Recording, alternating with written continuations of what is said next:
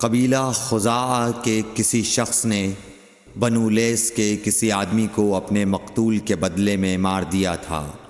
یہ فتح مکہ والے سال کی بات ہے۔ رسول اللہ صلی اللہ علیہ وسلم کو یہ خبر دی گئی۔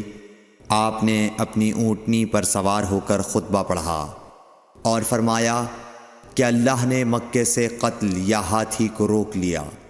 امام بخاری رحمۃ اللہ علیہ فرماتے ہیں اس لفظ کو شک کے ساتھ سمجھو۔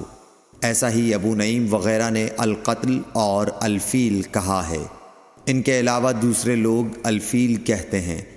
پھر رسول اللہ صلی اللہ علیہ وسلم نے فرمایا کہ اللہ نے ان پر اپنے رسول اور مسلمانوں کو غالب کر دیا، اور سمجھ لو کہ وہ مکہ کسی کے لیے حلال نہیں ہوا، نہ مجھ سے پہلے اور نہ آئندہ کبھی ہوگا، اور میرے لیے بھی صرف دن کے تھوڑے سے حصے کے لیے حلال کر دیا گیا تھا۔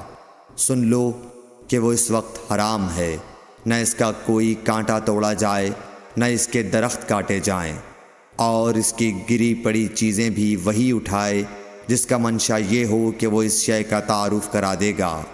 تو اگر کوئی شخص مارا جائے تو اس کے عزیزوں کو اختیار ہے دو باتوں کا، یا دیت لیں یا بدلہ۔ اتنے میں ایک یمنی آدمی ابو شاہ نامی آیا اور کہنے لگا یہ مسائل میرے لیے لکھوا دیجئے۔ تب آپ نے فرمایا کہ ابو فلاں کے لیے یہ مسائل لکھ دو۔ تو ایک قریشی شخص نے کہا یا رسول اللہ مگر اذخر، یعنی اذخر کاٹنے کی اجازت دے دیجئے، کیونکہ اسے ہم گھروں کی چھتوں پر ڈالتے ہیں یا مٹی ملا کر اور اپنی قبروں میں بھی ڈالتے ہیں۔ یہ سن کر رسول اللہ صلی اللہ علیہ وسلم نے فرمایا کہ ہاں مگر اذخر۔ صحیح بخاری حدیث نمبر 112۔